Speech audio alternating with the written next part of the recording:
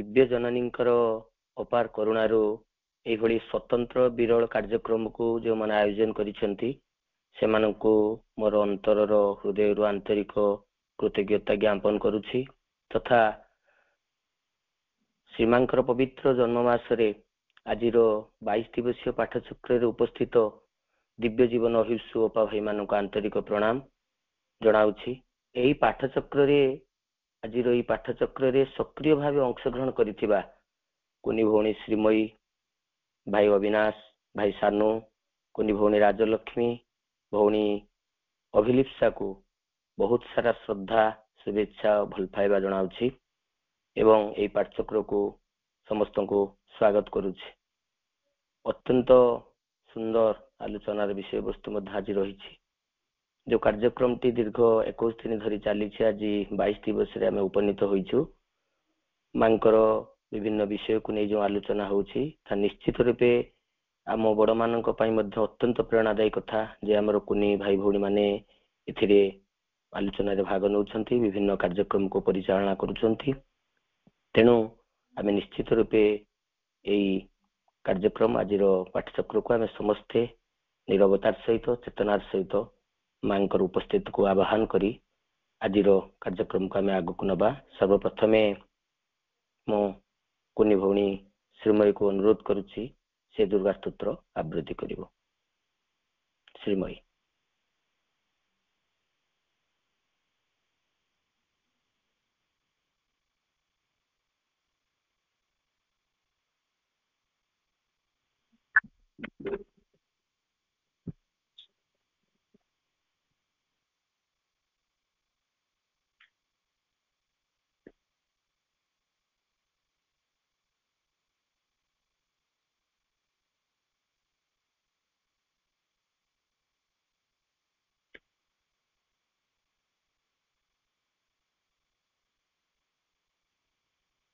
Sreemayee absent अछि। absent अछि भौणी श्रीमयी आउ करबो। अछंती प्रस्तुत के अछंती मेसेज करंतु पिला माने को पिला माने जदि पढिबो तांको मेसेज करो।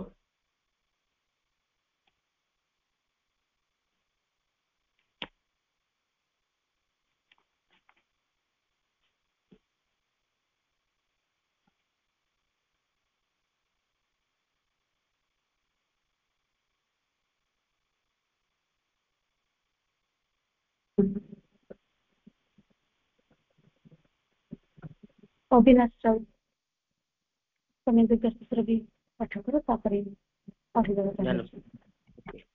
भाई अविनाश तमे दुर्गा स्तोत्र आवृत्ति करो प्रधान प्रार्थना।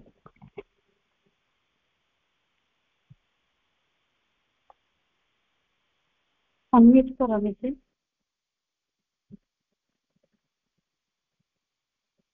अविनाश राउत अनिता राउत आपका आईडी छंती अनम्यूट करंतु निसे ना।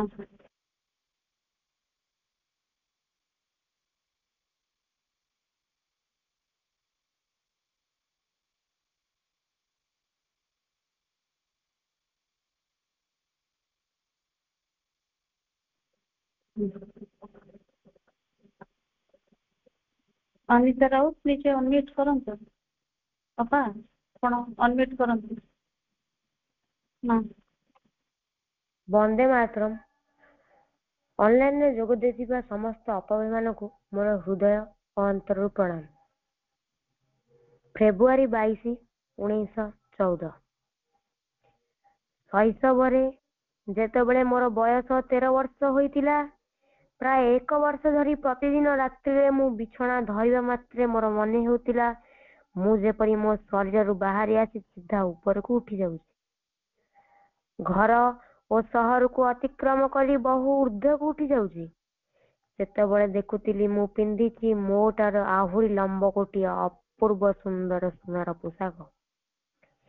जेते ऊर्ध्व को उठुतिली एई पोशाकटी भी सेतिकी दीर्घ होई जाउथिला एवं समग्र शहरटी ऊपर एक बृहत आच्छादन रचना करी मोर चतुःपार्श्वरे ता वृत्ताकार रे प्रसारित हो जाउथिला।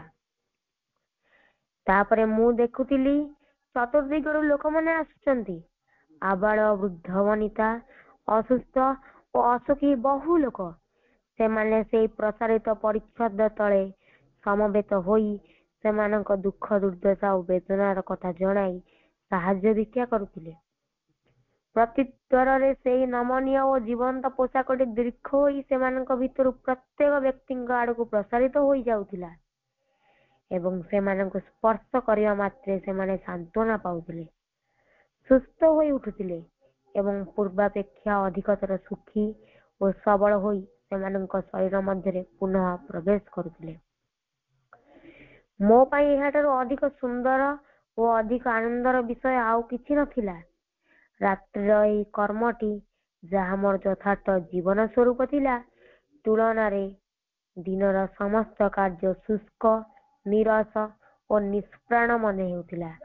ଊର୍ଦ୍ଧ୍ୱକୁ ଉଠି ଚାଲିବା ସମୟରେ ମୋର ବାମ ପାର୍ଶ୍ୱରେ ପ୍ରାୟତଃ ଜଣେ ନୀରବ ନିର୍ବିଚଳ ବୃଦ୍ଧଙ୍କୁ ଦେଖିବାକୁ ପାଉଥିଲି, ଯେ ତାଙ୍କର ଶୁଭେଚ୍ଛା ଓ ସ୍ନେହ ନେଇ ମୋ ଆଡକୁ ଦୃଷ୍ଟିପାତ କରୁଥିଲେ। ତାଙ୍କର ଉପସ୍ଥିତି ମତେ ଖୁବ୍ ଉତ୍ସାହ ଦେଉଥିଲା। ଗାଢ ବାଇଗଣୀ ରଙ୍ଗର ଦୀର୍ଘ ପୋଷାକ ପରିହିତ ଏହି ବୃଦ୍ଧ ଥିଲେ। ଲୋକେ ଯାହାଙ୍କୁ କୁହନ୍ତି ଦୁଃଖର ମାନୁଷୀ ବିଗ୍ରହ, ଏହା ମୁଁ ଅନେକ ପରେ ଜାଣିଲି। ସେହି ଗଭୀର ଉପଲବ୍ଧି, ସେହି ଅନିର୍ବଚନୀୟ ସତ୍ୟ ବର୍ତ୍ତମାନ ମୋ ଚିନ୍ତା କ୍ଷେତ୍ରରେ ଅନ୍ୟ ଧରଣର ରୂପ ନେଇଛି, ତାହା ମୁଁ ଏହି ଭାବରେ ବ୍ୟାଖ୍ୟା କରିପାରେ। ଦିବସ ଓ ରାତ୍ରିରେ ଅନେକ ଥର ମନେ ହେଉଥିଲା ମୁଁ, ଅର୍ଥାତ୍ ମୋର ସମସ୍ତ ଚେତନା ମୋର ହୃଦୟରେ କେନ୍ଦ୍ରୀଭୂତ ହୋଇଛି। ହୃଦୟ ଯେପରିକି ଆଉ ବାହ୍ୟ ଦେହ ଯନ୍ତ୍ର ମାତ୍ର ନୁହେଁ, ଏପରିକି କୌଣସି ଅନୁଭୂତି ମାତ୍ର ନୁହେଁ, ସେ ହୋଇ ଉଠିଛି ଦିବ୍ୟ ପ୍ରେମ, ନୈବକ୍ତିକ ଓ ଶାଶ୍ୱତ।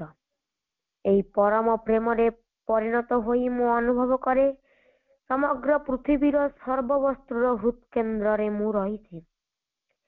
ସେଇ ସଙ୍ଗେ ସଙ୍ଗେ ମୋର ମନେ ହୁଏ ଯେପରି ମୋର ବିସ୍ତୃତ ବାହୁ ଦୁଇଟି ନିରନ୍ତର ପ୍ରସାରିତ ହୋଇ ଚାଲିଛି।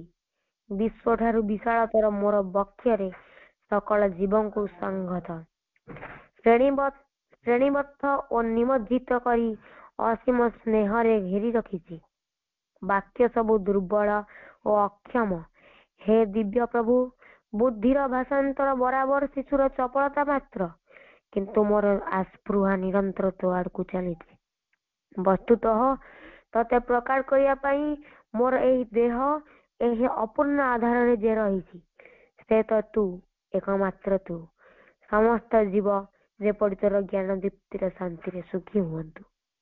ବନ୍ଦେ ମାତରମ୍।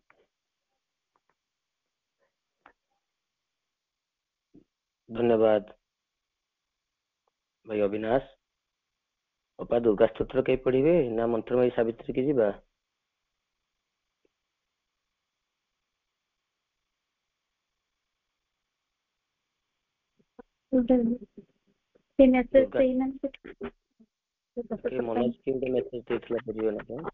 ପିଲାମାନେ କିଏ ଅଛନ୍ତି ପାଖରେ କହନ୍ତୁ ପଢିବା ପାଇଁ?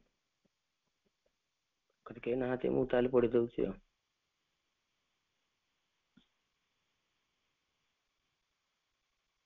दुर्गा स्तोत्र श्री अरविंद। मातः दुर्गे सिंहवाहिनी सर्वशक्तिदायिनी मातः शिव प्रिय तोर सत्यंश जात आंभे माने भारत वर्षर युवक गण तोर मंदिर रे आसीन प्रार्थना करुछु सुण मातः एई भारत वर्षे प्रकाश हो। मातः दुर्गे जुगे जुगे मानव शरीर रे अवतीर्ण हुई जन्मे जन्मे तोर ही कार्य करी तोर आनंद धाम रे फेरी जाऊ। एथर भी जन्म हुई तोहरी कार्य रे ही आंभे माने व्रती सुण मातः एई भारत वर्षे सहाय हो। मातः दुर्गे सिंह वाहिनी त्रिशूल धारिणी वर्म आवृत सुंदर शरीर मातः जयदायिनी तो प्रतीक्षा रे भारत रही अछि तोर सही मंगलमयी मूर्ति देखा उत्सुक। सुण मातः एई भारत वर्ष आविर्भूत हो प्रकाश हो। मातः दुर्गे बलदायिनी प्रेमदायिनी ज्ञानदायिनी शक्ति स्वरूपिणी भीमे सौम्य रौद्र रूपिणी जीवन संग्रामे भारत संग्रामे तोर प्रेरित युद्धांभे माने दियो मा प्राणे मने असुरर शक्ति असुरर उद्यम दियो मा हृदय रे बुद्धि रे देव चरित्र देव ज्ञान। ମାତଃ ଦୁର୍ଗେ ଜଗତ ଶ୍ରେଷ୍ଠ ଭାରତ ଜାତି ନିବିଡ଼ ତିମିରରେ ଆଚ୍ଛନ୍ନ ଥିଲା। ତୁ ହିଁ ମାତଃ ଗଗନ ପ୍ରାନ୍ତରେ ଅଳ୍ପ ଅଳ୍ପ ଉଦୟ ହେଉଛୁ। ତୋର ସ୍ୱର୍ଗୀୟ ଶରୀରର ତିମିର ବିନାଶିନୀ ଆଭାରେ ଉଷାର ପ୍ରକାଶ ହେଲା। ଆଲୋକ ବିସ୍ତାର କର ମାତଃ, ତିମିର ବିନାଶ କର। ମାତଃ ଦୁର୍ଗେ ଶ୍ୟାମଳା ସର୍ବ ସୌନ୍ଦର୍ଯ୍ୟ ଅଳଙ୍କୃତା, ଜ୍ଞାନ ପ୍ରେମ ଶକ୍ତିର ଆଧାର ଭାରତ ଭୂମି। ତୋର ବିଭୂତି ଆଜି ପର୍ଯ୍ୟନ୍ତ ଶକ୍ତି ସଂହରଣରେ ଆତ୍ମଗୋପନ କରିଥିଲା। ଆଗତ ସେହି ଯୁଗ, ଆଗତ ସେହି ଦିନ, ଯେତେବେଳେ ସମଗ୍ର ବିଶ୍ୱର ଭାର ସ୍କନ୍ଧରେ ବହନ କରି ଭାରତ ଜନନୀ ଉଠୁଅଛି। ଆସ ମାତଃ, ପ୍ରକାଶ ହୁଅ। ମାତଃ ଦୁର୍ଗେ ତୋର ସନ୍ତାନ ଆମ୍ଭେମାନେ ତୋ ପ୍ରସାଦରେ, ତୋ ପ୍ରଭାବରେ ମହତ କାର୍ଯ୍ୟ ମହତ ଭାବରେ ଉପଯୁକ୍ତ ହେଉ। ହେ ମାତଃ, ବିନାଶ କର କ୍ଷୁଦ୍ରତା, ବିନାଶ କର ସ୍ୱାର୍ଥ, ବିନାଶ କର ଭୟ। ମାତଃ ଦୁର୍ଗେ କାଳୀ ରୂପିଣୀ ନୃମୁଣ୍ଡ ମାଳିନୀ ଦିଗମ୍ବରେ କୃପାଣ ପାଣି ଦେବୀ, ଅସୁର ବିନାଶିନୀ କ୍ରୂର ନିନାଦରେ ଅନ୍ତସ୍ଥ ରିପୁ ବିନାଶ କର। ଗୋଟିଏ ବି ଯେପରି ଆମ୍ଭମାନଙ୍କ ମଧ୍ୟରେ ଜୀବିତ ରହି ନପାରେ, ବିମଳ ନିର୍ମଳ ଯେପରି ହେଉ, ଏହି ପ୍ରାର୍ଥନା ମାତଃ ପ୍ରକାଶ ହୁଅ।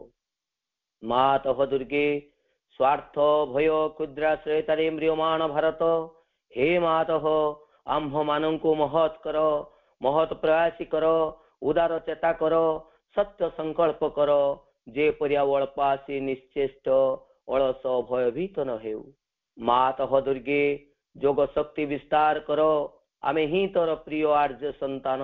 ଆମ୍ଭମାନଙ୍କ ମଧ୍ୟରେ ଲୁପ୍ତ ଶିକ୍ଷା, ଚରିତ୍ର ମେଧା ଶକ୍ତି, ଶ୍ରଦ୍ଧା ଭକ୍ତି ତପସ୍ୟା ବ୍ରହ୍ମଚର୍ଯ୍ୟ ସତ୍ୟ ଜ୍ଞାନ ବିକାଶ କରି ଜଗତରେ ବିତରଣ କର। ମାନବ ସହାୟ ଦୁର୍ଗତି ନାଶିନୀ ଜଗଦମ୍ବେ ପ୍ରକାଶ ହୁଅ।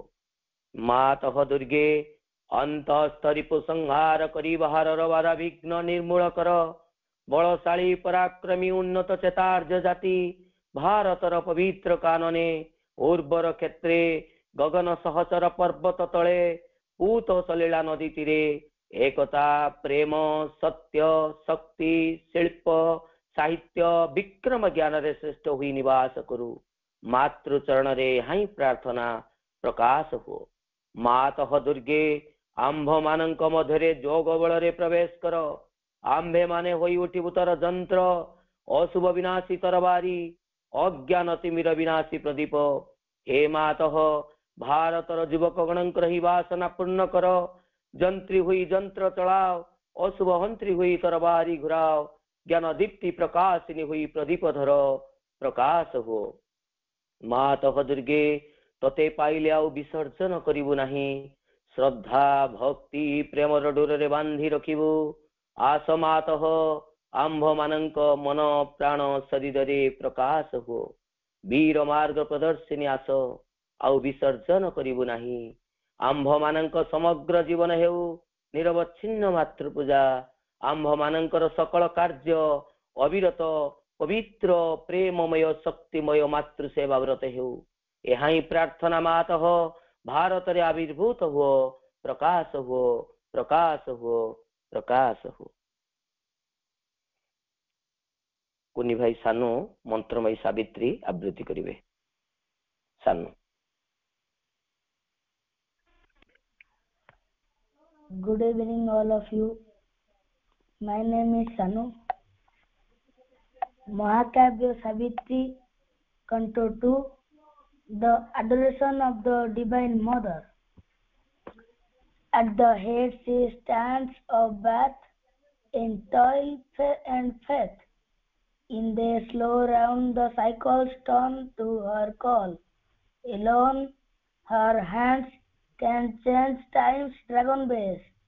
Hers is the mystery the night conceals. The spirit's alchemist energy is hers.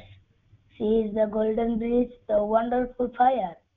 The luminous heart of the unknown is she, a power of silence in the depth of God.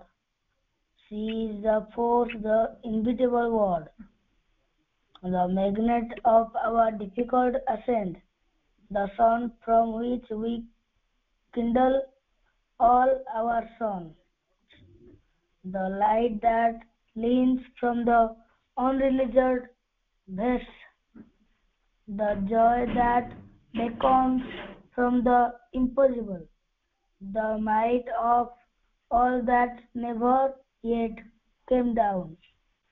All nature dumbly calls to her alone, to heal with her feet the aching throb of life, and break the seals on the dim soul of man, and kindle her fire in the closed heart of things. All her shall be one day her sweetness home. All contraries prepare her harmony. Towards her our knowledge lines, our passion groups. In her miraculous rapture we shall dwell. Her clasp shall turn to ecstasy our pain. Our shape shall be one shape, we all through her, the Divine Mother. Ma. धन्यवाद भाई सानू। एबे मातृवंदना आवृत्ति करिवे भौणी राजलक्ष्मी।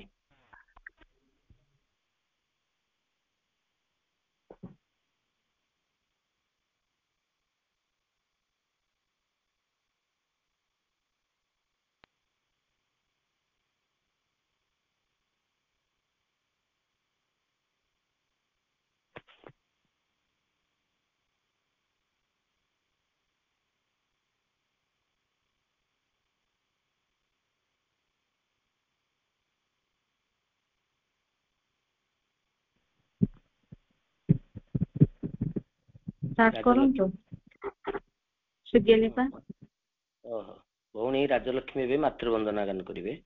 राजलक्ष्मी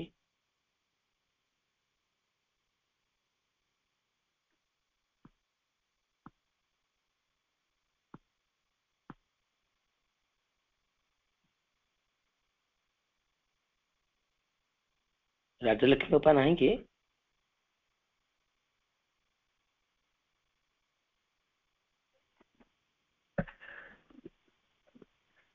केमिति चालिबि बाट तुमे मदीय साहस केमिति सहिबि कष्ट दिय माधुर्य आशीष केमिति चालिबि बाट तुमे मदीय साहस केमिति सहिबि कष्ट दिय माधुर्य आशीष तुमारी करुणा थाऊ तुमारी करुणा थाऊ एई जीवन हसी बिताइबी खाली तुम दया हेउ माँ खाली तुम दया हेउ थकी बिनी के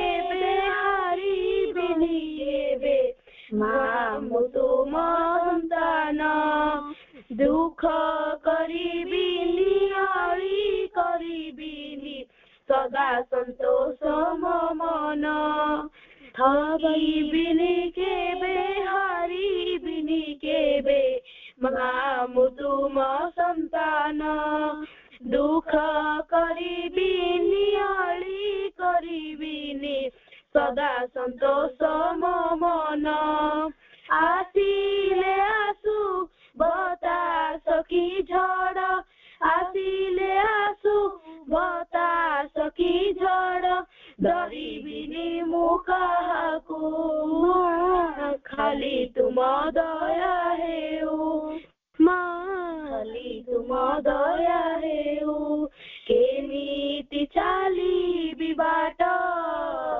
तुमे मदीय साहस केमिति सहिबि कष्ट दिय माधुर्य आशीष तुमको अंतर साइति रखिछि मनर पलंक परे उणा नहीं किछि सबु किछि अछि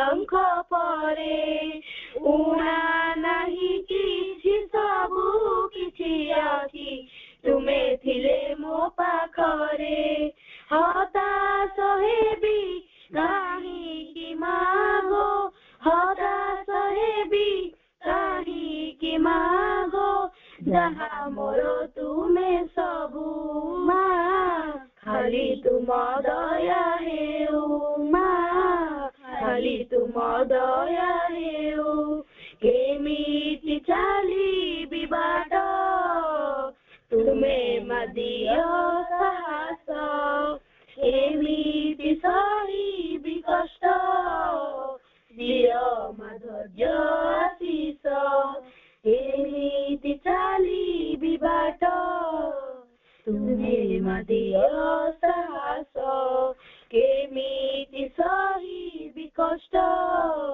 ଦିଅ ମା ଧୈର୍ଯ୍ୟ ଆଶିଷ ତୁମରି କରୁଣା ଥାଉ ତୁମରି କରୁଣା ଥାଉ ଏଇ ଜୀବନ ହସି ବିତାଇବି ଖାଲି ତୁମ ଦୟା ହେଉ ମା ଖାଲି ତୁମ ଦୟା ହେଉ ମା ଖାଲି ତୁମ ଦୟା ହେଉ।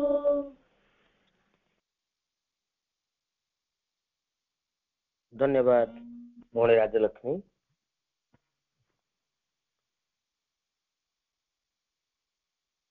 କରୁଣାମୟୀ ମା ପରମ ପ୍ରଭୁ ଶ୍ରୀ ଅରବିନ୍ଦ ଆଜି ଏ ପାଠରେ ଉପସ୍ଥିତ ସମସ୍ତ ଅପା ଭାଇ ଏବଂ କୁନି ଭାଇ ଭଉଣୀ ସମସ୍ତଙ୍କୁ ବହୁତ ସାରା शुभेच्छा बहुत सारा आंतरिक अभिनंदन।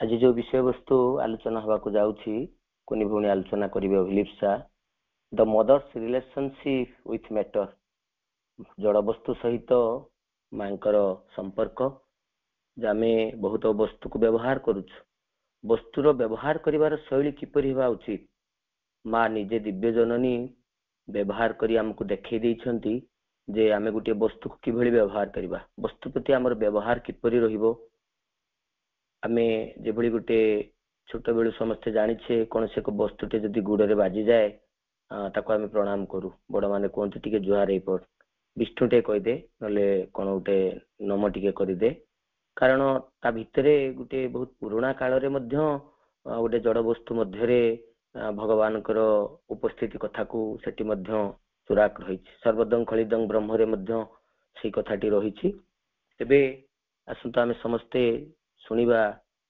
हमर आदरणीय भौणी अभिलिप्सा ठू जो विषय वस्तु रही जड़ वस्तु समांकर संपर्क कौन माँ किभଳି भाबरे जड़ वस्तु सहित संपर्क स्थापन करुथुले जड़ सहित तार रहस्य कौन थिला कौन माँ आम मानकू जणेबा को चाहूले लीला क्षेत्र रे आमे वर्तमान वस्तु प्रति आमर किभଳି व्यवहार आउ वस्तु को किभଳି दृष्टि देखिबा ए विषय पुंखानुपुंख आलोचना करिवे भौणी अभिलिप्सा अनुरोध करछि तांकर वक्तव्य रखिवे अभिलिप्सा।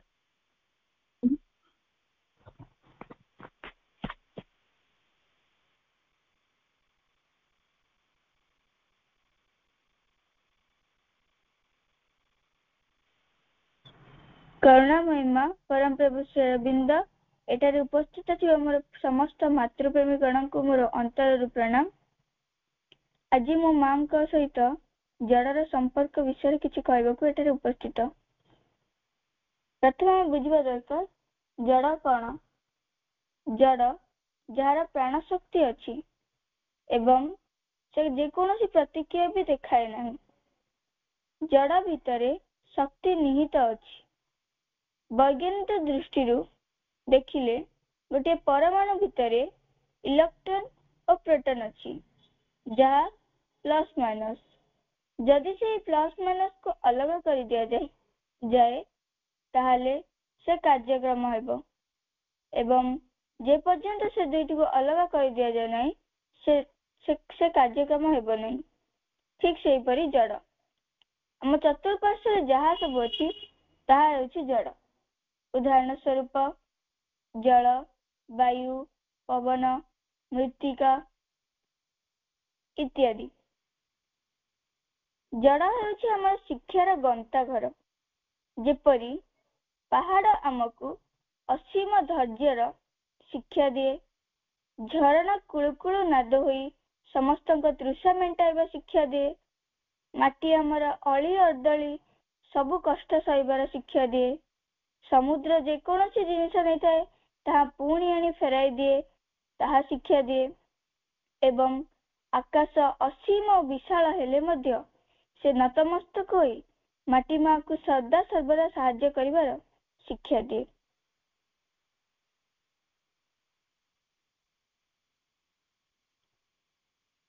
ଶ୍ରୀମା ଶ୍ରୀ ଅରବିନ୍ଦଙ୍କର ଧରାବତରଣର ଉଦ୍ଦେଶ୍ୟ ଥିଲା ଜଡ଼ର ରୂପାନ୍ତର କ୍ରିୟାକୁ ତ୍ୱରାନ୍ୱିତ କରିବା, ଅର୍ଥାତ୍ ବିବର୍ତ୍ତନ ପ୍ରକ୍ରିୟାକୁ ଦ୍ରୁତତର କରିବା। ସେମାନେ ଅତିମାନସ ଶକ୍ତି ଦ୍ୱାରା ତାହା ସମ୍ପାଦନ କରିଛନ୍ତି ଏବଂ ଏ ପୃଥିବୀରେ ଏକ ନୂତନ ମାନବ ଜାତିର ଆଗମନକୁ ସହଜ କରିଦେଇଛନ୍ତି। ଭଗବାନ ପୃଥିବୀର ଅଣୁ ପରମାଣୁରେ ବିଦ୍ୟମାନ ଥିବାରୁ ପଥର ଠାରୁ ଆରମ୍ଭ କରି ମଣିଷ ପର୍ଯ୍ୟନ୍ତ ତାଙ୍କର ଚେତନା କ୍ରିୟାଶୀଳ। ସବୁକିଛି ବିବର୍ତ୍ତିତ ହୋଇ ଚାଲିଛନ୍ତି। ବିଶ୍ୱ ପ୍ରକୃତି ରୂପାନ୍ତର ହେବା ପାଇଁ ଦିବ୍ୟ ଜନନୀଙ୍କୁ ଲକ୍ଷ ଲକ୍ଷ ବର୍ଷ ଧରି ପ୍ରାର୍ଥନା କରି ଆସୁଛି। Shri Arvind Savitri ମହାକାବ୍ୟରେ ଲିଖିଛନ୍ତି, All nature dumbly calls to her alone.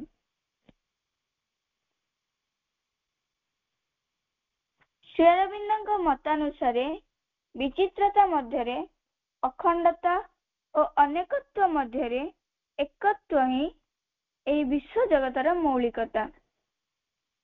ପରିପୂର୍ଣ୍ଣ ଏକତ୍ୱ ହିଁ ଏହି ଜଗତର ମୂଳ ଭିତ୍ତି। ଏହି ଏକତ୍ୱରୁ ମଧ୍ୟ ଜଗତର ଅଭିବ୍ୟକ୍ତି। ବହୁ ବୈଷମ୍ୟ ଭିତରେ ଭାରସାମ୍ୟ ସ୍ଥାପନ ହିଁ ବିଶ୍ୱର ବୈଶିଷ୍ଟ୍ୟ। ଏକତ୍ୱର ବହୁତ୍ୱରୁ ଅଭିବ୍ୟକ୍ତି ହିଁ ପରମ ଚୈତନ୍ୟ ଓ ପରମ ଇଚ୍ଛା ଶକ୍ତିର ବିଶିଷ୍ଟ କୃତିତ୍ୱ।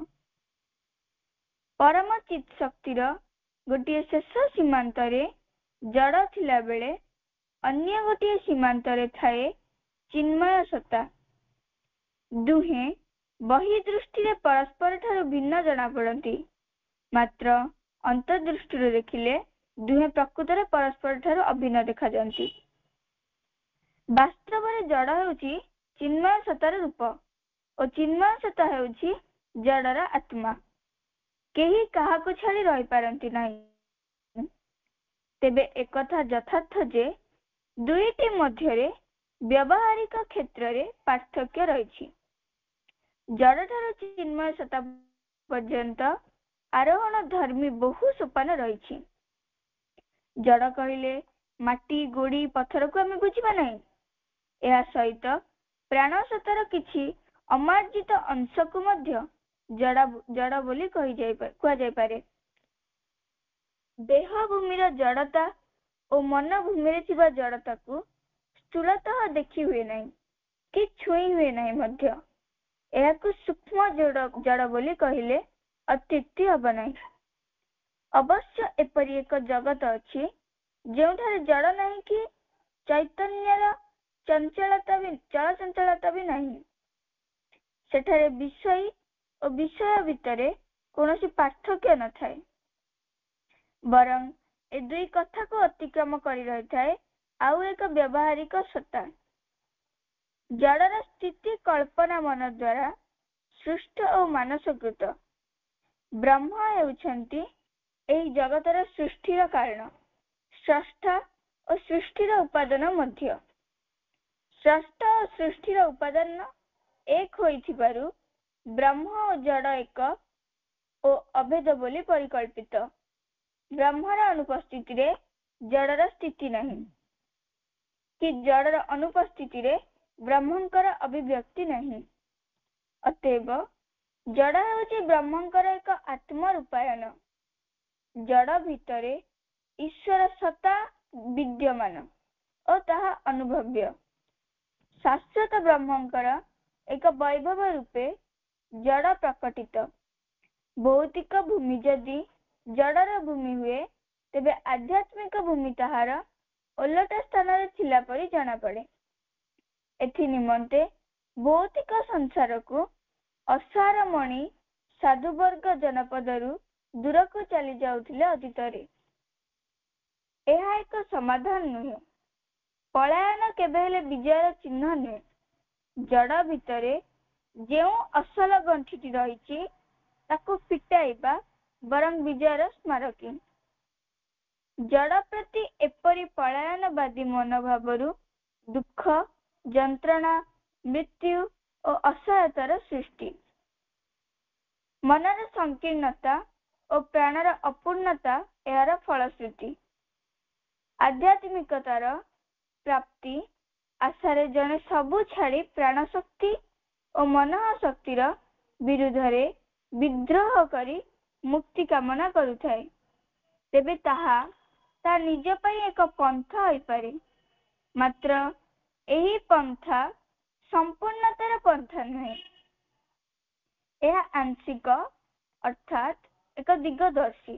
ପୂର୍ଣ୍ଣତାର ପନ୍ଥା ହେଉଛି ବିଦ୍ରୋହାତ୍ମକ ଭାବ ଛାଡ଼ି ଜଡ଼ର ଗଣ୍ଠି ଗୁଡ଼ିକୁ ଭଲ କରି ଦେଖିବା ଓ ସେଗୁଡ଼ିକୁ ପରସ୍ପର ଠାରୁ ଅଲଗା କରି ଦେଖିବା। ଗଣ୍ଠି ଗୁଡ଼ିକୁ ସରଳ କରିବା ପାଇଁ ପ୍ରୟାସ ଓ ପ୍ରଯତ୍ନ କରିବା ମାତ୍ର କୌଣସି ଅସ୍ତ୍ର ଦ୍ୱାରା ସେଗୁଡ଼ିକୁ କାଟି ପକାଇବା ନାହିଁ। ଆଗ ଅଡୁଆଟିର ମୂଳ ନିରୂପଣ କରିବା ପ୍ରୟୋଜନ। ଚିନ୍ମୟ ସତ୍ତା ସହିତ ଥିବା ଜଡ଼ର ବିରୋଧଟିକୁ ଦେଖିବାକୁ ଓ ଅନୁଭବ କରିବା ପରେ ଏକ ଯଥାଯଥ ସମାଧାନ ଆଣିବାକୁ ଚେଷ୍ଟା କରିବା। ପୂର୍ଣ୍ଣ ଜ୍ଞାନର ଅପରପଟେ ଜଡ଼ର ଉଦୟ ହୋଇଛି। ଏହି ବିରୋଧର ସମାଧାନ ଏକାନ୍ତ ଆବଶ୍ୟକ। ଜଡ଼ର ବିରୋଧ ଆତ୍ମସତ୍ତାର ଯୁକ୍ତି ପଥରେ ପ୍ରଧାନ ଅନ୍ତରାୟ ହୋଇ ଠିଆ ହୁଏ। ଆତ୍ମସତ୍ତା ଏକ ମୁକ୍ତିକାମୀ ସତ୍ତା। ସେ ନିଜେ ନିଜକୁ ନିୟନ୍ତ୍ରଣ ଓ ପରିଚାଳନା କରିବାକୁ ସମର୍ଥ। ଏହାର ନିଜସ୍ୱ ସାମର୍ଥ୍ୟ ଅସୀମ। ଜଡ଼ର ଏସବୁ ନଥାଏ। ଜଡ଼ ନିଜେ ନିଜକୁ ପରିଚାଳନା କରିପାରେ ନାହିଁ, ଆଉ ଏକ ଶକ୍ତି ଦ୍ୱାରା ତାହା ପରିଚାଳିତ ହୁଏ। ଏକଥା ମଧ୍ୟ ସେ ଜାଣିପାରେ ନାହିଁ। ଅନ୍ଧ ଭାବରେ କାର୍ଯ୍ୟ କରି ଯିବା ତାହାର ପ୍ରକୃତି। ପ୍ରାଣ ଚେତନା ଓ ମନ ଚେତନାକୁ ଆରୋହଣ ଦିଗରେ ପ୍ରତିବନ୍ଧକ ସୃଷ୍ଟି କରେ। ପ୍ରାୟତଃ ନକାରାତ୍ମକ ମନୋବୃତ୍ତି ନେଇ ରହିଥାଏ ଜଡ଼। ପ୍ରାଣଶକ୍ତି ବିସ୍ତାର ଲାଭ କରିବାକୁ ଚାହୁଁଥିଲା ବେଳେ ଜଡ଼ ତାହାକୁ ପଛକୁ ଟାଣିଥାଏ। ମନ ଯେତେବେଳେ ପ୍ରେମ ଓ ଆନନ୍ଦ ପ୍ରଭୃତିକୁ ଖୋଜିଥାଏ, ସେତିକି ବେଳେ ଜଡ଼ଗତ ଜୀବନ ତା ଆଗରେ ଆଣି ପହଞ୍ଚାଇ ଦିଏ ଘୃଣା, ବିରକ୍ତି ଓ କ୍ରୋଧ। ଏମାନେ ମନକୁ ତଳକୁ ଅର୍ଥାତ୍ ପଛକୁ ଟାଣିବାକୁ ଲାଗିଥାନ୍ତି। ସେତେବେଳେ ପ୍ରତିବନ୍ଧକ ହୋଇ ଠିଆ ହୁଅନ୍ତି ଏମାନେ ମନର ଆଗରେ। ମନ ବାରମ୍ବାର ପ୍ରଚେଷ୍ଟା କରୁଥାଏ ଆଗକୁ ଯିବାକୁ, କିନ୍ତୁ ଜଡ଼ ତାକୁ ବାଧା ଦିଏ। ପୁଣି ମନ ଚେଷ୍ଟା କରେ। ଏହିପରି ଭାବରେ ଜୀବନର ପରିପୂର୍ଣ୍ଣତା ପାଇଁ ଛାଇ ଆଲୁଅରେ ଖେଳ ଲାଗି ରହିଥାଏ। ଜଡ଼ର ପ୍ରକୃତି ହେଉଛି ଆଉ ଗୋଟିଏ ସତ୍ତାକୁ ନିଜ ଭିତରକୁ ଟାଣି ଆଣିବା, ଅର୍ଥାତ୍ ନିଜର ଗ୍ରାସାନ୍ତଭୁକ୍ତ କରିବା। ଅନ୍ୟ ବସ୍ତୁ ବା ସତ୍ତାର ଏକକ ଗୁଡ଼ିକୁ ଏକତ୍ର କରି ଏକ ସମାହାର ଗଠନ କରିବା ମଧ୍ୟ ଜଡ଼ର କ୍ରିୟା। ଅନ୍ୟମାନଙ୍କୁ ନିଜର ବଳୟ ଭିତରକୁ ଆଣି ତାକୁ ଭକ୍ଷଣ କରିବାକୁ ତାହା ପଶ୍ଚାତ୍ପଦ ହୁଏ ନାହିଁ। ନିଜେ କିନ୍ତୁ ନମନୀୟ ହେଉନାହିଁ ଅଥବା ସହଯୋଗର ହାତ କାହାକୁ ବଢ଼ାଏ ନାହିଁ, ବରଂ ସହଯୋଗର ପ୍ରଶ୍ନ ଆସିଲେ ସେ ତାହାକୁ ଏଡ଼ାଇ ଯାଏ। ସେ ସେହି ଆବେଶରୁ ପଳାୟନ କରୁଛି ଅଥବା ନିଜେ ବିଦ୍ରୋହ ପ୍ରକଟ କରେ। ବିଦ୍ରୋହ ସତ୍ତ୍ୱେ ଏବଂ ପଳାୟନ ମାନସିକତା ସତ୍ତ୍ୱେ ପ୍ରାଣସତ୍ତାର ମୃତ୍ୟୁ, ବାସନା ଓ ଅସମର୍ଥତାର ନିୟମ ଗୁଡ଼ିକୁ ମାନି ନେବାକୁ ବାଧ୍ୟ ହୁଏ। ମନର ପ୍ରକାଶ ପରେ ମନ ଏହି ଜଡ଼କୁ ଗ୍ରହଣ କରିବାକୁ ବାଧ୍ୟ ହୋଇଛି ଏବଂ ଜଡ଼ର ସୀମା ଭିତରେ ରହି କାର୍ଯ୍ୟ କରେ। ମନ ଚାହେଁ ବହୁ କଥା କରିବାକୁ, ବହୁ ଦିଗରେ ଅଗ୍ରସର ହେବା ନିମନ୍ତେ, ମାତ୍ର ଜଡ଼ ଅର୍ଥାତ୍ ଶରୀର ତାକୁ ବାଧା ଦିଏ। ମନ ଭିତରେ ସଦାବେଳେ ଯୋଡ଼ିବା ଓ ଭାଙ୍ଗିବାର କ୍ରିୟା ଲାଗି ରହିଥାଏ। ମନମୟ ପ୍ରାଣୀ ଭାବରେ ମନୁଷ୍ୟ ତେଣୁ ଯେଉଁ ଜ୍ଞାନର ଅଧିକାରୀ ହୁଏ, ତାହା କେବେ ହେଲେ ପୂର୍ଣ୍ଣତଃ ସଂଶୟମୁକ୍ତ ହୋଇପାରେ ନାହିଁ। ପ୍ରଧାନତଃ ତାହା ସଂଶୟଯୁକ୍ତ ହୋଇ ରହିଥାଏ। ମନର ଯେତେ ସଂରଚନା ତାହା କ୍ଷଣିକ ପାଇଁ ସଂରକ୍ଷିତ ହୋଇ ରହେ ଓ ପରେ ପରେ ଭାଙ୍ଗି ରୁଜି ଯାଏ। ଜଡ଼ ଭିତରେ ଥିବା ଅଜ୍ଞାନତା, ଅପୂର୍ଣ୍ଣତା ଓ ଜଡ଼ତା ହିଁ ସବୁ ପ୍ରକାର ଅସନ୍ତୋଷର କାରଣ ହୋଇ ରହିଥାଏ। ମନ ଭିତରେ କିଛି ଜ୍ଞାନ ଓ କିଛି ଅଜ୍ଞାନତା, କିଛି ସଚେତନତା ଓ କିଛି ଅଚେତନତା ରହିଥିବାରୁ ଆପଣାର ପରିବେଶକୁ ତଥା ଆପଣାର ଜଗତକୁ ଜାଣିବାକୁ ମନ ଭିତରେ ଜିଜ୍ଞାସା ସୃଷ୍ଟି ହୁଏ। ଅବଶ୍ୟ ଜିଜ୍ଞାସା ଯେତିକି ଯେତିକି ପୂରଣ ହୁଏ, ସେତିକି ସେତିକି ଜୀବନର ଅନିଶ୍ଚିତତା ସମ୍ବନ୍ଧରେ ମନ ସଚେତନ ହୋଇଥାଏ। ଜ୍ଞାନକୁ ସେ ଯେତିକି ଯେତିକି ଜାଣେ, ସେତିକି ସେତିକି ସେ ବିଜୟ କରୁଛି ବୋଲି ଅନୁଭବ କରେ। ସେହି ବିଜୟରେ ଅସଲ ସୁଖ ନିହିତ ରହିଛି ବୋଲି ସେ ହୃଦୟଙ୍ଗମ କରେ। ପ୍ରାଣ ଯଦି ପୂର୍ଣ୍ଣତଃ ଜଡ଼ ହୋଇଥାନ୍ତା, ତେବେ ପ୍ରାଣ ଭିତରେ କୌଣସି ଅସନ୍ତୋଷ ଭାବ ସୃଷ୍ଟି ହୋଇନଥାନ୍ତା। ପୂର୍ଣ୍ଣ ଜଡ଼ ହୋଇନଥିବାରୁ ପ୍ରାଣ ସଂଗ୍ରାମ କରେ, ଆପଣାର ସୀମାବଦ୍ଧତା ବିଷୟରେ ଅବଗତ ହୁଏ। ପ୍ରଶସ୍ତ ତଥା ବୃହତ୍ ହେବା ଲାଗି, ପୁଣି ସ୍ଥାୟୀ ହୋଇ ରହିବା ଲାଗି ଏହି ପ୍ରାଣ ପ୍ରୟାସ କରୁଥାଏ। ବେଳେ ବେଳେ ଅନନ୍ତଙ୍କର ଆହ୍ୱାନ ଶୁଣିବାକୁ ସମର୍ଥ ହୁଏ। ଯେତେବେଳେ ପ୍ରାଣ ଶକ୍ତି ପୂର୍ଣ୍ଣ ଭାବରେ ଆତ୍ମସଚେତନ ହୋଇ ଉଠେ, ସେତେବେଳେ ସେ ଆଉ ସୀମିତତାକୁ ସହ୍ୟ କରେ ନାହିଁ। ଅନନ୍ତଙ୍କର ଆହ୍ୱାନ ଶୁଣିବା ପୂର୍ବରୁ ସେ ନିଜକୁ ଅଳ୍ପାୟତନ ଭିତରେ ସୀମିତ କରି ରଖିଥାଏ। ସଚେତନ ଇଚ୍ଛା ଶକ୍ତି ଦ୍ୱାରା ଏହି ଜଗତର କେତେକ ମୂଢ଼ ଶକ୍ତିକୁ ନିଜର ଆୟତ୍ତକୁ ଆଣି ଦେଇଥାଏ। ମାତ୍ର ଦୃଷ୍ଟି ତାର ସମ୍ପ୍ରସାରିତ ହେଲେ ଏହି ଆୟତ୍ତକୁ ଆଣିଥିବା କଥା ଗୁଡ଼ିକ ତାକୁ ଅପୂର୍ଣ୍ଣ ଜଣାପଡ଼େ ଓ ଅଲଣା ଲାଗେ। ସେ ପୂର୍ଣ୍ଣତା ଆଡ଼କୁ ଦୃଷ୍ଟି ଫେରାଏ ଓ ଗତି କରେ। କିଛି ବାଟ ଯିବା ପରେ ପୁଣି ଅପୂର୍ଣ୍ଣତାର ଭାବ ତାକୁ ଗ୍ରାସ କରେ ଓ ସେ ଆହୁରି ପୂର୍ଣ୍ଣତା ଆଡ଼କୁ ଗତି କରିବାକୁ ପାଦ ବଢ଼ାଏ। ପରମ ପୂର୍ଣ୍ଣତା ପ୍ରାପ୍ତି ହେଲେ ହିଁ ସେ ନିଜର ଯଥାର୍ଥ ପରିଚୟ ପାଏ ଓ ସନ୍ତୋଷ ଲାଭ କରେ। ମନୁଷ୍ୟ କିଛି କାଳ ସୀମାବଦ୍ଧତାରେ ସନ୍ତୁଷ୍ଟ ହୋଇ ରହେ, ମାତ୍ର ସବୁ କାଳ ପାଇଁ ନୁହେଁ। ଦିନେ ନା ଦିନେ ସେ ସୀମାବଦ୍ଧତାକୁ ବୁଝିପାରେ ଓ ଅସୀମ ଆଡ଼କୁ ପାଦ ବଢ଼ାଏ। ଆପଣାର ଅମରତ୍ୱକୁ ଅସ୍ପଷ୍ଟ ଭାବରେ ଅନୁଭବ କରିପାରେ। କେବଳ ମଣିଷ, ଅନ୍ୟ କୌଣସି ପ୍ରାଣୀ ତାହା କରିପାରେ ନାହିଁ। ଏହି ଅନୁଭବ ତା ପାଇଁ ଏକ ଛାଟ ପରି କାମ କରେ। ସୀମାହୀନ ଜ୍ଞାନ, ସୀମାହୀନ ଆଲୋକ ଓ ଅସୀମ ଆନନ୍ଦକୁ ପ୍ରାପ୍ତି ନ କଲା ପର୍ଯ୍ୟନ୍ତ ଏହି ଛାଟ ନିଜ କାର୍ଯ୍ୟ କରୁଥାଏ। ନାନା ଘଟଣା, ନାନା ଅବକାଶ ସୃଷ୍ଟି କରି ମଣିଷକୁ ଅଧିକରୁ ଅଧିକ ଯୋଗ୍ୟ ତଥା ପ୍ରସ୍ତୁତ କରୁଥାଏ। ଜୀବନରେ ମନ ଓ ପ୍ରାଣ ସୀମାବଦ୍ଧ ହୋଇ ରହିଥିବାରୁ ମଣିଷର ସ୍ୱାଭାବିକ ବିକାଶ ବ୍ୟାହତ ହୁଏ। ସୀମିତତା ଯୋଗୁଁ ନାନା ସଂଘର୍ଷ, ପୀଡ଼ା ଓ ଅସ୍ୱସ୍ତି ବୋଧ ସୃଷ୍ଟି ହୁଏ। ଦ୍ୱନ୍ଦ୍ୱ ଭିତରେ ଗତି କରୁଥାଏ ମନୁଷ୍ୟର ମନ ଓ ପ୍ରାଣ। ଦ୍ୱନ୍ଦ୍ୱ ସରେ ନାହିଁ କି ପୂର୍ଣ୍ଣ ଆନନ୍ଦ ମିଳେ ନାହିଁ। ଭିତରର ଦ୍ୱନ୍ଦ୍ୱ ପରି ବାହାରର ଦ୍ୱନ୍ଦ୍ୱର ମଧ୍ୟ ସେ ଶିକାର ହୋଇଥାଏ। ସହଜରେ ସତ୍ୟର ସନ୍ଧାନ ତାକୁ ମିଳେ ନାହିଁ। ବିଶ୍ୱର ଯେଉଁ ବିଧାନ ଅର୍ଥାତ୍ ସଂକୀର୍ଣ୍ଣତାରୁ ମୁକ୍ତ ହୋଇ ପ୍ରଶସ୍ତତା ଆଡ଼କୁ ଗତି କରିବାର ବିଧାନ ରହିଛି, ତାହା ସହଜରେ କାର୍ଯ୍ୟକାରୀ ହୋଇପାରେ ନାହିଁ। ବିଧାନଟି କାର୍ଯ୍ୟକାରୀ ନ ହେବାରୁ ମଣିଷକୁ ଆନନ୍ଦ ତତ୍ତ୍ୱରୁ ଦୂରରେ ରହିବାକୁ ପଡ଼େ। ପ୍ରାଣରେ ବିକଳ ଭାବ ଓ ପୀଡ଼ା ଏବଂ ଦେହରେ ନାନା ପ୍ରକାର ଅସୁସ୍ଥତା ଦେଖାଦିଏ। ଦୁର୍ଦ୍ଦଶା ହୋଇଯାଏ ଚିର ସହଚର, ଜୀବନ ହୋଇଯାଏ ଯନ୍ତ୍ରଣା ଜର୍ଜରିତ ଓ ଅସାର। ଅବଶ୍ୟ ଏହିଭଳି ଅବସ୍ଥା ପାର୍ଥିବ ପରିବେଶକୁ ଆକ୍ରାନ୍ତ କରି ରଖିଥିଲେ ହେଁ ଆଶାବାଦୀ ଭାବନା ଆଦୌ ମିଥ୍ୟା ନୁହେଁ କି ବୃଥା ନୁହେଁ। ଏସବୁକୁ ଅତିକ୍ରମ କରିବାକୁ ପଡ଼ିବ।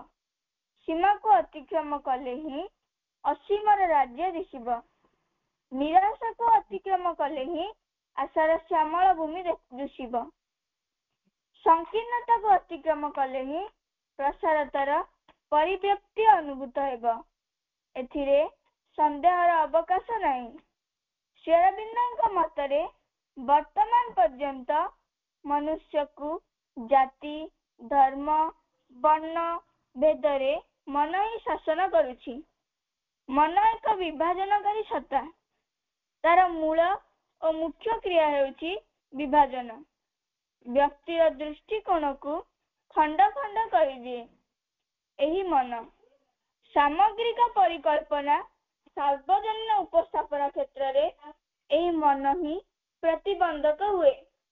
ଜଡ଼ଗତ ଜୀବନ ଭିତରେ ଏହି ଚେତନାକୁ ବିଭକ୍ତ କରିଦିଏ ଏହି ମନ। ମନର ପ୍ରଭାବରେ ପ୍ରାଣଶକ୍ତିର କ୍ରିୟା ମଧ୍ୟ ଖଣ୍ଡ ବିଖଣ୍ଡିତ। ଶରୀର ସତ୍ତା ଭିତରେ ମଧ୍ୟ ବିଭାଜନ ସୃଷ୍ଟି କରିଦେଉଛି ମନ।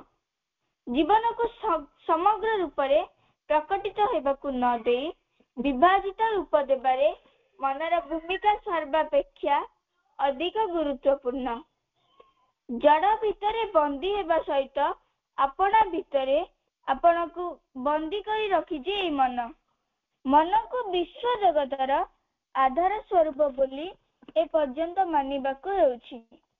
ପ୍ରାଣ ଓ ଜଡ଼କୁ କବଳିତ କରି ରଖିଛି ଏହା ଏକ ପକ୍ଷରେ, ପୁଣି ଅନ୍ୟ ପକ୍ଷରେ ପ୍ରାଣ ଓ ଜଡ଼ ଦ୍ୱାରା କବଳିତ ହୋଇ ରହିଛି।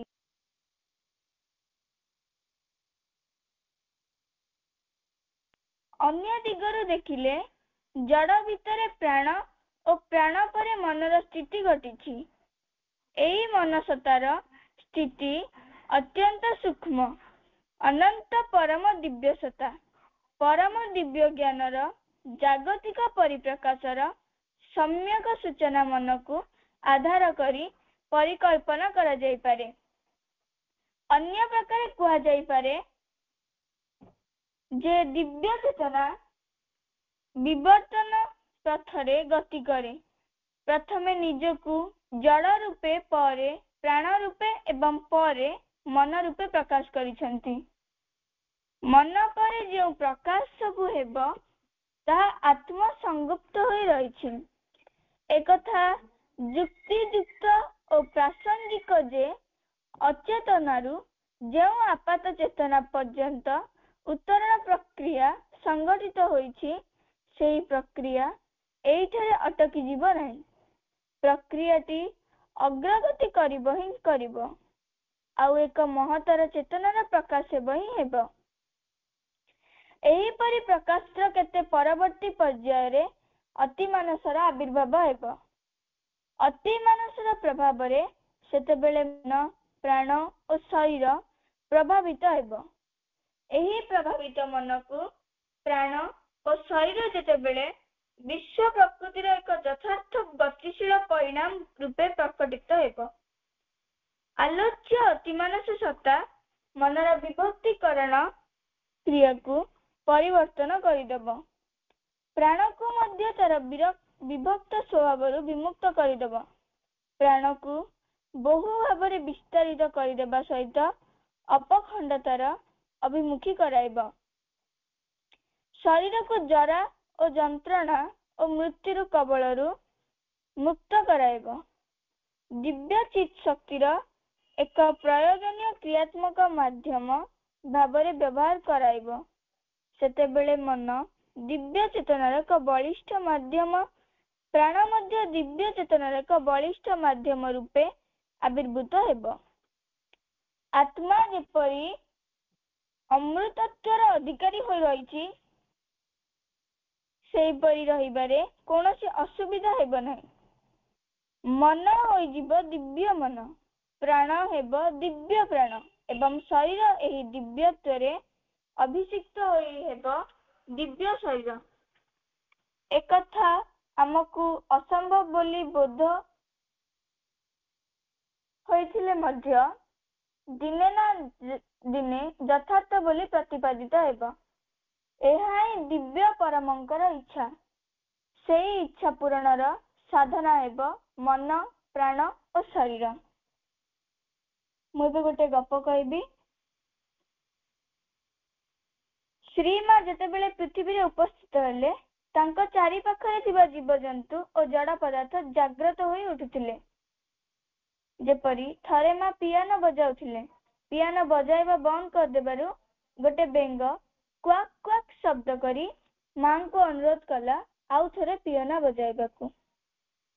ଥରେ ମା ଚୁଲିରେ ବସାଇଥିବା କ୍ଷୀର ଉତୁରି ପଡ଼ିବାକୁ ଯାଉଥିଲା। କ୍ଷୀରରେ ଥିବା ଚେତନା ଜାଗ୍ରତ ହୋଇ ମାଙ୍କୁ ଆସି ସେ କଥା ଜଣାଇଲା, ଯେତେବେଳେ ମା ଅନ୍ୟ କାର୍ଯ୍ୟରେ ବ୍ୟସ୍ତ ଥିଲେ।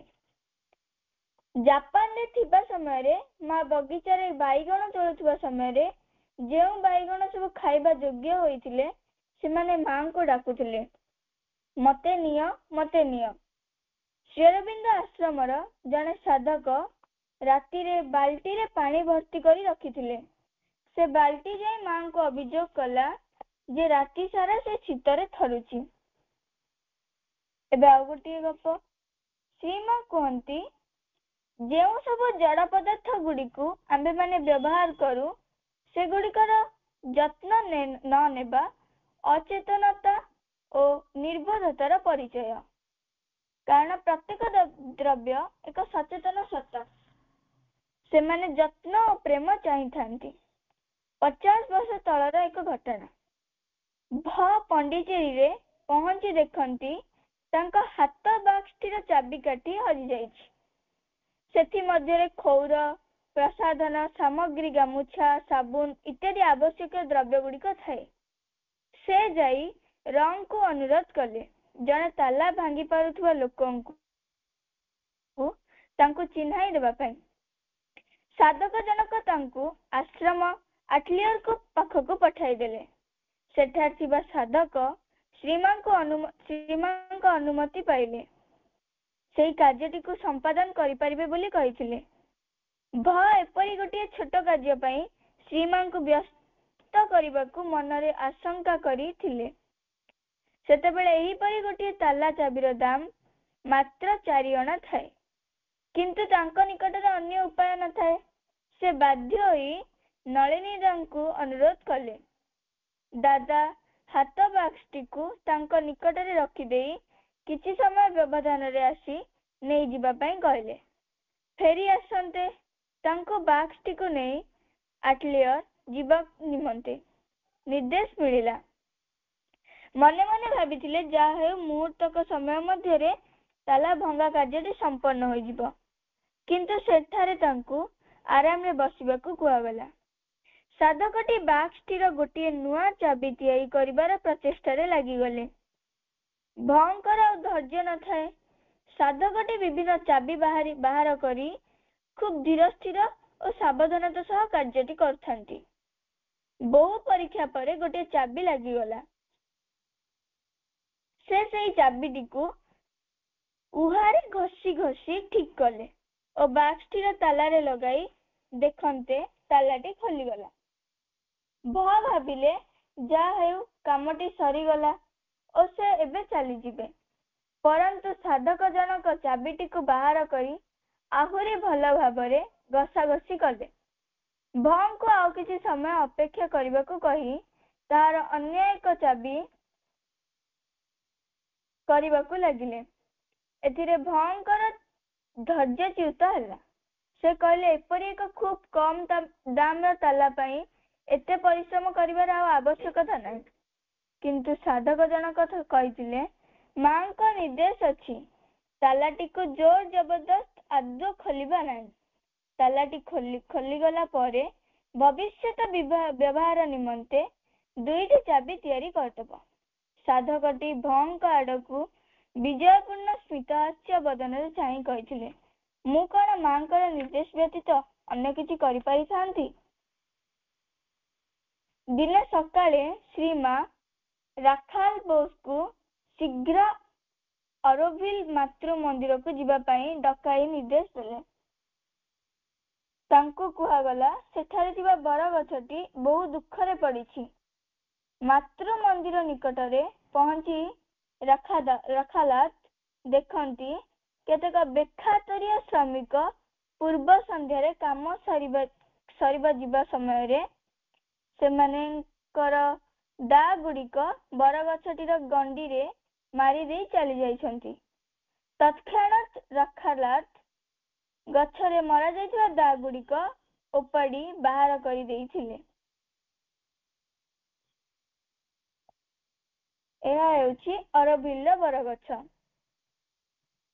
ଦିନେ ଜଣେ ପରିଦର୍ଶକ ଆଶ୍ରମ ମାଳିକୁ ଗୋଟିଏ ସୁନ୍ଦର ଗୋଲାପ ଫୁଲ ଦେବାକୁ ଅନୁରୋଧ କରିଥିଲେ। ଉପର ବେଳା ଶ୍ରୀମାଙ୍କୁ ଦର୍ଶନ ସମୟରେ ପ୍ରଦାନ କରିବା ତାଙ୍କର ଉଦ୍ଦେଶ୍ୟ ଥିଲା। ଏହି ଦିନଟି ମାସର ପହଲା ତାରିଖ। ସମୟ ପ୍ରାୟ ଅପରାହ୍ନ 2ଟା ହେବ। ଶ୍ରୀମା ଠିକ୍ ସେଇ କ୍ଷଣି ପ୍ରସ୍ପରିଟି କକ୍ଷରୁ ପ୍ରତ୍ୟାବର୍ତ୍ତନ କରିଥାନ୍ତି। ମା ପ୍ରସ୍ପରିଟି ବିତରଣ କରି ଯେଉଁ କକ୍ଷରେ ବର୍ତ୍ତମାନ ବଂଶୀଧର ରହି ଶ୍ରୀ ଅରବିନ୍ଦଙ୍କ କକ୍ଷ ପରିଦର୍ଶନ ପାଇଁ ଚିଟ୍ ଦେଉଛନ୍ତି, ତାହା ମଧ୍ୟ ଦେଇ ଖୋଲା ଟେସାର ଉପରେ ଯାଇ ପବିତ୍ରଙ୍କ କକ୍ଷ ହୋଇ ସ୍ୱକକ୍ଷରେ ପହଞ୍ଚିଥାନ୍ତି।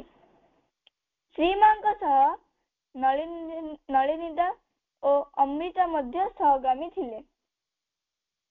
ଆଶ୍ରମ ମାଳି କେତେକ ଗୋଲାପ ଫୁଲ ଗଛ ବଂଶୀଧରଙ୍କ ଅଫିସ ବାହାରେ ଟେରାସ ଉପରେ ରଖିଥିଲେ।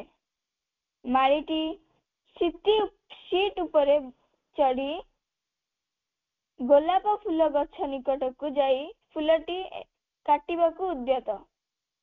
ଫୁଲକୁ କାଟି ସେ ଶ୍ରୀମାଙ୍କ ଦର୍ଶନ ନିମନ୍ତେ ପରିଦର୍ଶକକୁ ଦେଇଥାନ୍ତି।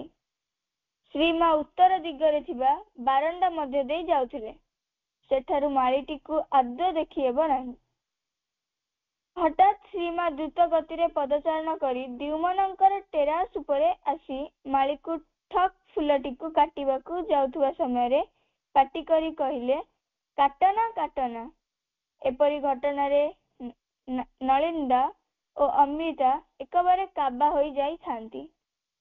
ମାଳିଟି ବିଚାର ଭୟରେ ଥରିବାକୁ ଲାଗିଲା। ଅବଶ୍ୟ ଫୁଲଟିକୁ ନ କାଟି ତତ୍କ୍ଷଣାତ୍ ରହିଗଲା।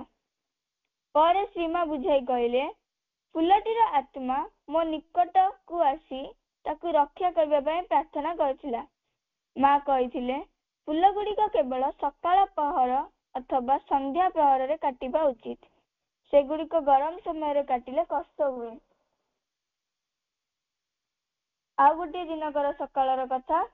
ମା ଯେ କୌଣସି ଜଣେ ସାଧକଙ୍କୁ ଡକାଇ ଆଶ୍ରମର ନିର୍ଦ୍ଦିଷ୍ଟ ଏକ ବଗିଚାକୁ ପଠାଇଥିଲେ। ତାଙ୍କୁ କୁହାଯାଇଥିଲା, ସେଠାରେ କିଛି ବ୍ୟାଘାତ ଘଟିଛି। ଗଛଗୁଡିକର ଆତ୍ମା କାନ୍ଦି କାନ୍ଦି ଆସି ମାଙ୍କୁ ସାହାଯ୍ୟ ପାଇଁ ପ୍ରାର୍ଥନା କରିଛନ୍ତି। ସାଧକଟି ଯାଇ ଦେଖନ୍ତି, ଜଣେ ନୂଆ ଲୋକ କାର୍ଯ୍ୟରେ ନିଯୁକ୍ତ ପାଇଛନ୍ତି। ସେ କଦଳୀ ଗଛ ଗୁଡିକୁ କାଟିବାକୁ ଆରମ୍ଭ କରିଛନ୍ତି। ଏହି ସବୁ କଦଳୀ ଗଛରେ ସେ ପର୍ଯ୍ୟନ୍ତ ଭଣ୍ଡା ପଡିନଥାଏ। ସେମାନଙ୍କର ଆତ୍ମା ଦୁଃଖରେ ଅଭିଭୂତ ହୋଇ ମାଙ୍କ ନିକଟକୁ ଦୌଡ଼ି ଆସିଥିଲେ। ଯେଉଁ ସବୁ ଗଛ ଗୁଡିକରେ ଫଳ ହୋଇ ମରିଲାଣି, କେବଳ ସେଗୁଡିକୁ କାଟିଦେବା ପାଇଁ ତାଙ୍କୁ କୁହାଯାଇଥିଲା। ଏବେ ମୁଁ ଗୋଟିଏ ବାଣୀ କହିବାକୁ ଯାଉଛି। ମାଙ୍କର ଅବତାର ହେଉଛି ପୃଥିବୀ ଚେତନା ପାଇଁ ଅତି ମାନସକୁ ତା ନିଜ ମଧ୍ୟକୁ ଗ୍ରହଣ କରି ଆଣିବାର ଏକ ସୁଯୋଗ ଏବଂ ତାହା ସମ୍ଭବ ହେବା ପାଇଁ ପ୍ରଥମେ ଆବଶ୍ୟକୀୟ ରୂପାନ୍ତର ମଧ୍ୟ ଦେଇ ଯିବାକୁ ପଡିବ। ତାପରେ ତା ପରବର୍ତ୍ତୀ ରୂପାନ୍ତର ଅତିମାନସ ଦ୍ୱାରା ସମ୍ଭବ ହେବ। ଆମେ ଜଡ଼ରୁ ମାନବ ହେଉଛୁ, ମାନବରୁ ଅତିମାନବ ହେବୁ ଯଦି ଆମେ ଭଗବାନଙ୍କ ନିକଟରେ ନିଜକୁ ସମର୍ପିତ କରିବା। ଏତିକି ମୁଁ ବକ୍ତବ୍ୟ ଶେଷ କରିଛି। ପ୍ରଣାମ। ମା ବନ୍ଦେ ମାତରମ୍।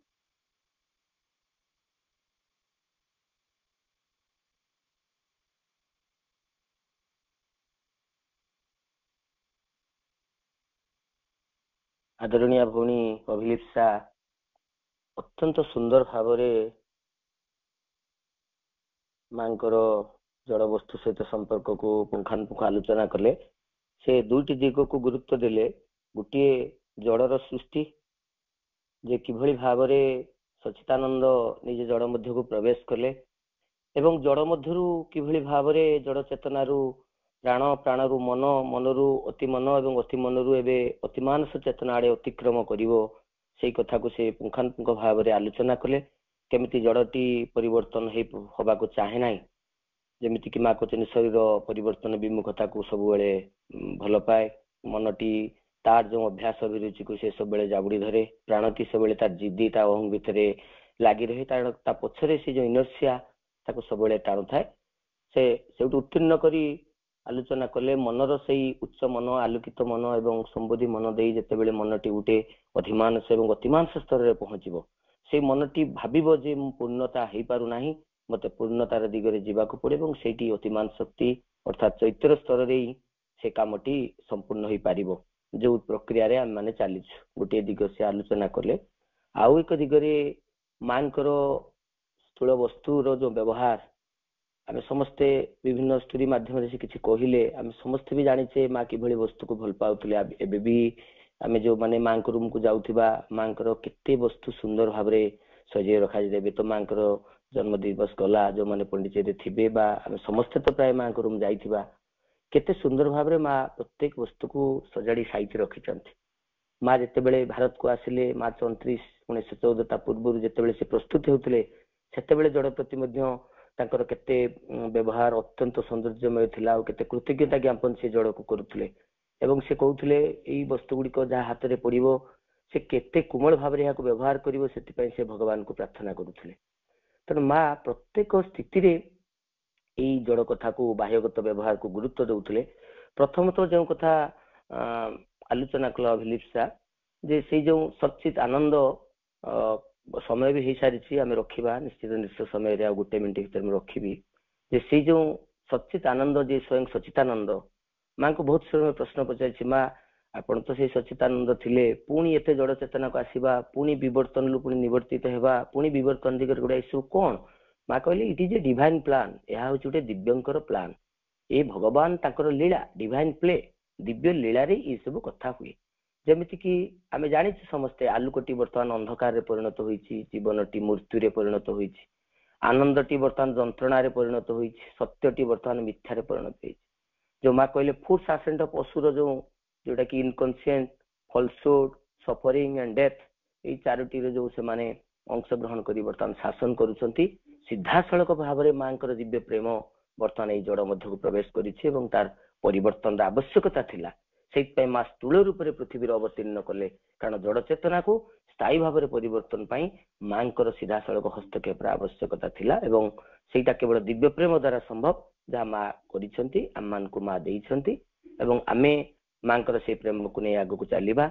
जो वस्तु सकल को आमे व्यवहार करूचे केते निष्ठापर भाव में व्यवहार करबा, कौन सी वस्तु को वृथारे एणे तेणे फोपाड़ी दबा नहीं, अधिक पैसा अच्छी बोली किनी दबा नहीं। माँ को उचित भाव में आम जदि वस्तु को व्यवहार करने को पड़ो जत्न नवा नचेत आम वस्तु को व्यवहार कर अधिकार ना। तेणु आम समस्ते जानिछु तेणु आम जो जो वस्तु को आम व्यवहार करुछु सर्वदं खलिदं ब्रह्म प्रति वस्तु मध्य भगवान उपस्थिति अच्छी माँ उपस्थिति अच्छी से आचरण आम करवा एवं प्रत्येक वस्तु प्रति अत्यंत श्रद्धा सम्मान सहित ग्रहण करवा। तत्सहित आम जो जड़गत चेतनार बर्तमान विवर्तनगत इवोल्यूशनल क्राइसिस रे बर्तमान गति करुछु से आमको निवर्तित अवस्था पुणी विवर्तित होगापाई आम माँ को प्रार्थना करवा एवं ये जड़ प्राण एवं मनरु आम किभली अति मनुष्य अवस्था को जीवा से दिव्य जननी हस्तक्षेप द्वारा ही यही कथाटी संभव हेबो।